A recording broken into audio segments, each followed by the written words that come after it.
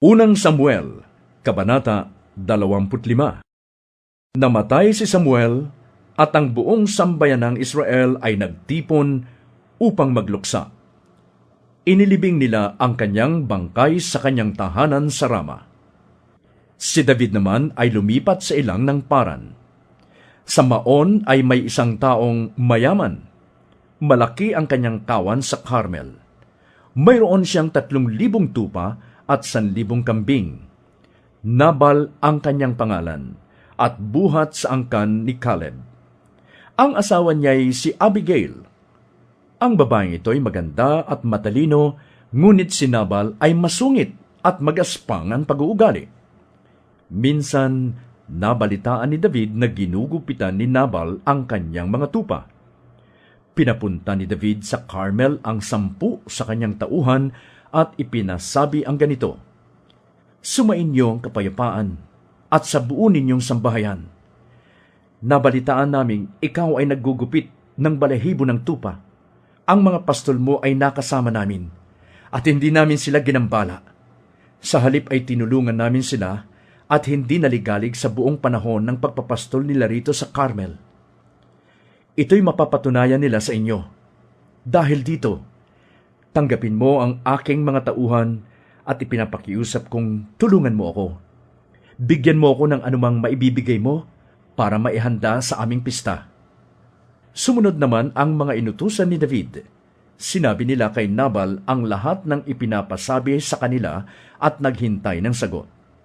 Sinabi ni Nabal, "Sino ba si David? Sinong anak ni Jesse? Talagang maraming alipin ngayon na lumalaya sa kanilang mga amo.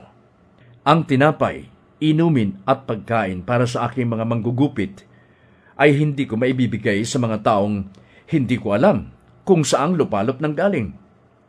Nang marinig ito, nagbalik sila kay David at sinabing lahat ang sinabi ni Nabal. Dahil dito, sinabi ni David sa kanyang mga tauhan, "Ihanda ninyo ang mga tabak ninyo."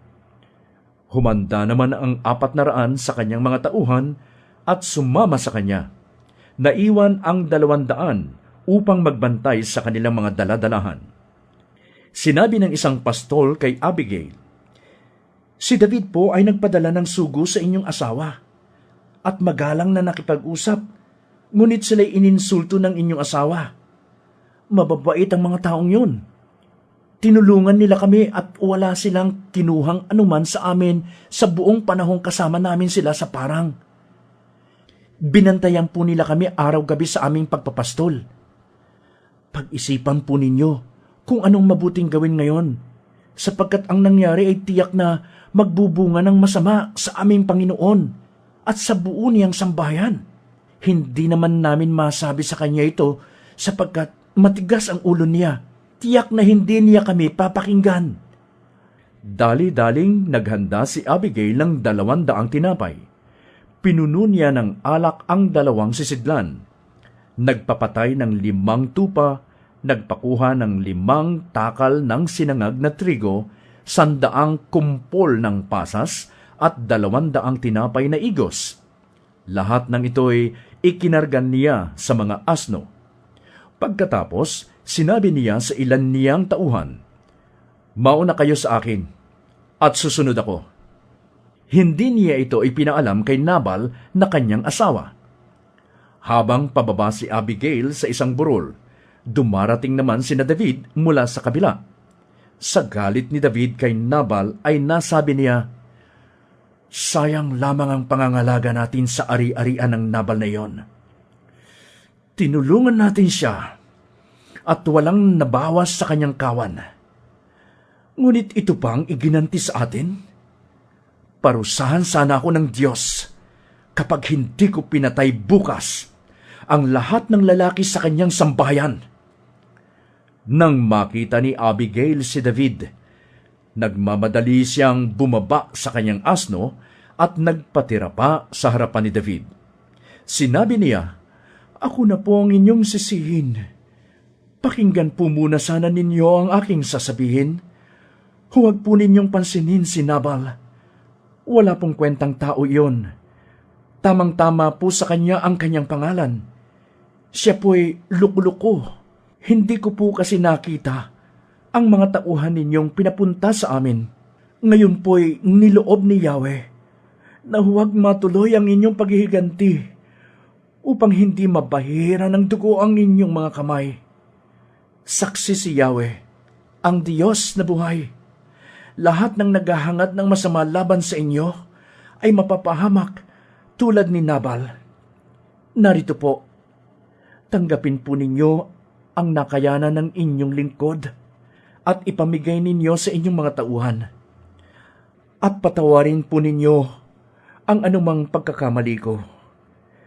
Sigurado kong loloobin ni Yahweh na kayo'y maging hari, pati ng inyong lahi, sapagkat nakikipaglaban kayo para sa Kanya, at hindi kayo gagawa ng anumang kasamaan habang kayo'y nabubuhay.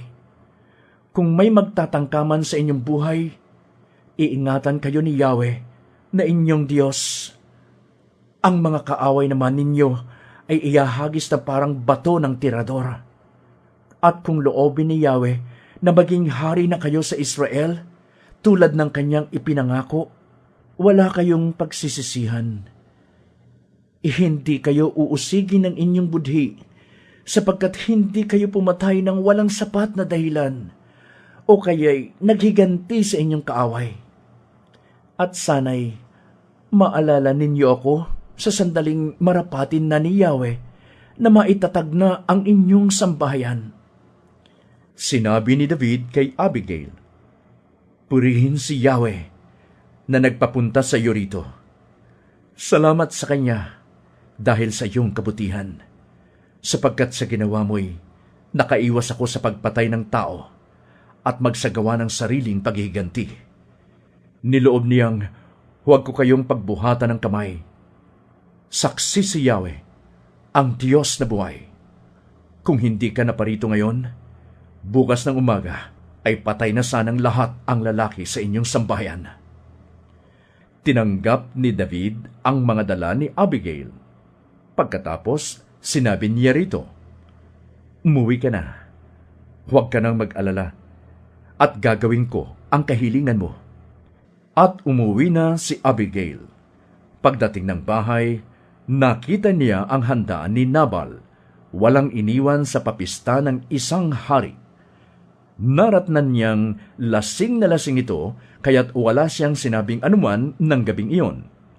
Kinabukasan, nang wala na ang pagkalasing nito, isinalaysay niya ang buong pangyayari.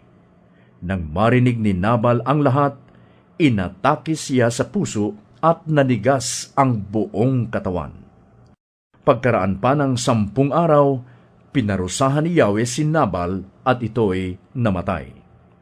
Nang mabalitaan ni David ang nangyari kay Nabal, sinabi niya, "Purihin si Yahweh.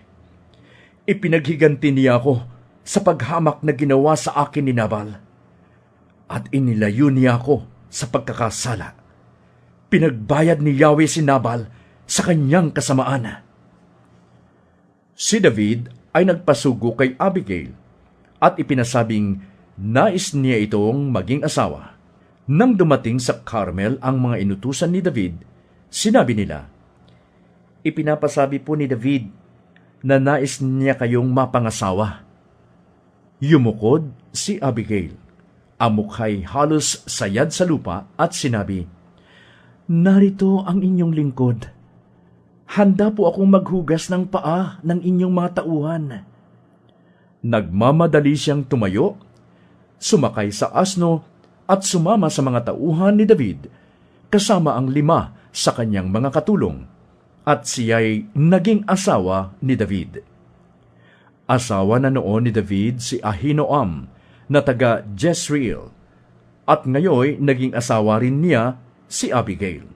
Si Mikal naman na asawa ni David ay ibinigay ni Saul kay Palti, na anak ni Lais ng Galim.